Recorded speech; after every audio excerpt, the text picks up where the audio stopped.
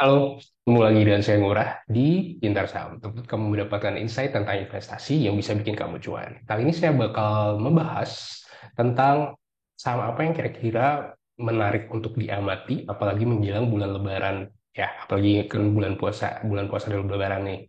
Dan kali ini sebelum kita mulai, kita tahu juga minggu lalu ada yang namanya case terkait dengan Silicon Valley Bank di US yang menyebabkan hampir seluruh bursa di dunia waktu itu sedang merosot drastis, salah satunya indeks IHSG. Cuman kalau kamu perhatiin kemarin indeks itu di hari Jumat sudah mulai mantul lagi dan itu pun transaksinya lumayan kalau kamu perhatiin ya dibanding sebelum-sebelumnya. Oke, saya langsung share screen aja. Oke, ini garis besar dulu ya. Jadi kamu bisa lihat di sini data bisa didapat di website yang IDX, tinggal lihat aja. Dan di sini kelihatan emang turun. Nah, tapi ini nih ya, ini volume transaksinya kalau nggak salah nyentuh 19 triliun ya di hari Jumat kemarin. Itu artinya udah oke dibanding sebelum-sebelumnya yang malah di bawah 10 triliun rata-rata. Ya, jadi ini peluang sebenarnya karena secara data itu OJK pun sudah menjawab bahwa penutupan Silicon Valley Bank tidak berdampak langsung terhadap ekonomi industri perbankan Indonesia. Jadi sebenarnya nggak ada kaitan sama sekali, apalagi SVB ini kan dia bilang emang beda aja dia dia itu emang lebih banyak ke startup startup teknologi ataupun kripto, sedangkan di Indonesia kan tidak ada tuh bank yang memberikan kredit dan investasi kepada perusahaan sejenis dengan teknologi startup maupun kripto. Seperti itu sekilas tentang ESG ya. Jadi sebenarnya fine-fine aja, tidak ada yang terlalu perlu dikhawatirkan sebenarnya. Dan kalaupun kita lihat posisinya indeksnya, bahkan menurut saya ada peluang bakal mantul lagi ya ke area terdekat. Cuman pertanyaannya kan ada yang bilang ngapain juga merhatiin IHSG, yang penting kan sahamnya cuan gitu ya, karena IHSG naik, portonya masih merah, IHSG turun, mau merahnya lebih dalam lagi gitu kan ya. Jadi ya udah kita langsung fokus aja bahas terkait dengan saham-saham yang relate dengan Lebaran, khususnya saham-saham kategori consumer, retail, dan apa nih biasanya? Biasanya kan kalau kita ngomongin Lebaran itu, nah ini dia. Jadi ada sebenarnya data ini saya udah sampaikan di webinar Pintar Saham sebelumnya maupun ke membership Pintar Saham sebelumnya. Jadi tapi saya coba explain lagi ya biar lebih detail aja. Maksudnya seperti apa sih? Jadi saya ambil sampel ada sekitar ini dia. eh Berapa emiten nih? Ada 13 ya. Ada 13 emiten yang saya ambil sampel. Itu saya amati 5 tahun terakhir, di mana yang saya perhatikan adalah 2 bulan sebelum Lebaran, 1 bulan sebelum Lebaran, 1 hari sebelum libur, 1 hari sebelum libur Lebarannya itu sebagai patokannya, dan 1 bulan sesudah Lebaran. Nah, jadi saya kumpulin harganya dulu, kemudian diperoleh return sebagai berikut. Oke. Nah, jadi ini ya, emiten yang menjadi sampel dalam pengamatan data kali ini adalah 13 emiten. Alasannya mulai dari LPPF, RALS, MAPI, ACE, ini kan ya kita tahu, ini kita ngomongin retail kan ya. Kalau kita tahu juga Lebaran kan itu identik dengan orang menggunakan THR-nya untuk belanja belanja pakaian, salah satunya kan salah satu kebutuhan ketika Lebaran. Dan makanya saya masukin ini. Ya, ACE ini lebih ke ya part of retail juga kan ya. Terus ada ICBP, INDF, Mayora, Good. Ini lebih ke mereka makanan minuman, dan Unilever ini sebenarnya agak kurang ini ya, karena kan dia sebenarnya consumer yang lebih ke pemakaian gitu ya, jadi bukan foodnya sih yang dominan kalau Unilever saya lihat. Kemudian ada retail yang lain yaitu AMRT dan Dinet, karena kita tahu minimarket itu udah menjamur banget, salah satunya Alfamart dan Indomaret. Kemudian baru kita ngomongin yang pekan ternak yaitu Kantor Ayam, Java, dan Carun. Dua ini aja sebagai sampel sih ya, karena dua ini yang size-nya paling besar. Oke, dari data tersebut ternyata diperoleh bahwa return 2 bulan sebelum maupun 1 bulan sebelum maupun 1 bulan sesudah memang terlihat tidak ada yang signifikan yang apa inline gitu ya. Maksudnya dari sini kan mungkin hanya kelihatan wah Unilever ini selalu up nih kalau kita compare sama data 1 hari sebelum Lebaran. Begitu juga dengan MAPI. Nah, tapi kalau kita ngomongin konsistensi ataupun apakah ini apakah artinya setiap menjelang Lebaran bakalan harga saham-saham berikut naik? Nah, itu bakal tidak terjawab dong karena tidak cocokan, tidak konsisten historicalnya yang berulang gitu maksud saya. Nah, dari 2021 dan 2020 saya anggap abaikan saja karena ini kita tahu kan pandemi dimulai ya. Jadi dan waktu itu juga ada kayak angkatan investor, angkatan corona itu kan banyak banget. Saya ingat banget rame banget transaksi waktu itu menjulang banget tinggi sehingga ini sebenarnya tidak valid kalau kita ngomongin 2020 maupun 2021. 2021 kenapa saya tidak anggap tidak valid? Karena waktu itu juga lagi tinggi-tingginya Delta ya, variannya Delta. Jadi eh, itu juga ada pembatasan sosial, PPKM bla bla bla, level sekian. Banyak banget retail setahu saya yang tutup waktu itu, salah satunya LPPF, tidak boleh buka kan karena tidak ada boleh ada kunjungan ke mall dan sebagainya.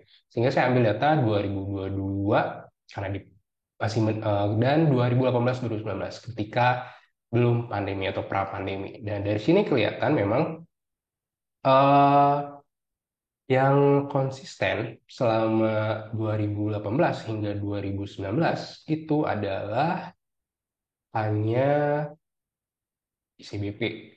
Ya, jadi aja 2018 2019 dia dua kali berturut-turut 2 bulan sebelumnya. Nah, tapi kalau ini kan kita udah 1 bulan sebelum Lebaran jatuhnya ya. Maka peluangnya sih paling besar ya ICBP juga. Jadi dia 1 bulan sebelum selalu positif atau hijau ininya, karena tingkat kenaikannya. Kemudian kalau ada yang ngomongin retail gimana? Nah, retail ternyata tidak tidak terlalu menarik ya di 2019 ya. Ini di 2022 seperti apa? Sama juga di sini saya lihat ICBP dan nah ini nih saham-saham makanan dan saham-saham makanan. Oke, kenapa? Karena yaitu konsumsi kan justru meningkat ketika menjelang Lebaran dan sebagainya. Begitu juga dengan retail. Nah, tapi sayangnya retail lebih menarik ketika kita koleksi 2 bulan sebelumnya. Itu justru lebih menarik. Tapi itu dia ya, maksud saya sayangnya untuk melihat lebih real secara kinerja laporan keuangan. Nah, ini data laporan keuangan yang sudah saya kumpulkan sampai tanggal 17 Maret itu sudah ada 131 emiten yang mempublish laporan keuangannya dan memang tidak semua sektor retail atau tidak semua sektor food and beverage sudah ngeluarin ya, bahkan yang paling rajin sih ya memang perbankan udah pasti ya, mereka paling rajin kalau mau update laporan keuangan beberapa oke ini yang saya ranking ya sekali ranking di sini bukan berarti the best ini bukan ya, ini hanya based on year on year laba bersihnya aja, cuma kita harus perhatiin banget kok laba bersihnya bisa melonjak drastis, ada apa nih. Nah, sebenarnya saya beberapa udah sempat bahas ya juga ya di website Pintar Saham, bisa kamu cek juga mulai dari Suli saya sudah bahas, kemudian apa nih yang udah dibahas Suli, terus ada Duo Bank Jabar, Bank Jatim itu udah saya bahas juga. Begitu juga Bian, udah saya bahas. Nah, itu bisa kamu cek artikelnya di website Pintar Saham. Nah, kalau nah ini. Jadi ini yang saya kelompokkan berdasarkan kategori sektornya dia. Berdasarkan kategori sektornya dia, jadi misalnya saya ambil consumer ya. Sorry, kok consumer. Ini bank, ini financial service, consumer service. Ini coba di food and beverage dulu ya. Food and beverage yang udah ngeluarin kan ini nih. Jadi nggak semua tadi kayak ICBP belum ngeluarin, Mayora pun ternyata belum kan gitu ya. Dan di sini yang Java malah kinerja tahun 2022-nya nurun dibanding 2021. Di sini yang malah oke kan terlihat saham-saham sawit seperti DSMG. Tapi kita kan nggak bahas ini, kita lebih bahas makanannya dulu. Paling ada roti ya, tapi roti pun nggak ya, nggak terlalu ini. Ya, jadi atas dasar itu makanya agak sulit sih jadinya compare berdasarkan laporan keuangan karena tidak semua sudah mengeluarkan laporan keuangannya. Tapi kalau kita ngomongin retail, food and staples retailing, basic material, mana dia LPPF kayaknya udah ngeluarin ya. Oke, Coba search saja. Nah, ini. Untuk retailing juga yang baru ngeluarin paling LPPF saja ya, sehingga saya belum ngeluar apa, belum bisa ngomong bahwa wah ini lebih baik dibanding RALS misalnya atau dibanding MAPI misalnya. Seperti itu. Jadi kesimpulannya seperti apa? Kesimpulannya adalah ketika Lebaran itu merupakan revenue the best-nya para emiten yang bergerak di sektor retail atau jualan pakaian. Itu pasti the best kinerja pendapatan labanya mereka pasti di Q2 2023 jatuhnya ya. Pasti the best-nya mereka bakal jatuh di situ. Sehingga di situ kita bisa ngecek kira-kira seperti apa performa kinerjanya, apakah lebih baik, apa lebih buruk dibanding tahun sebelumnya.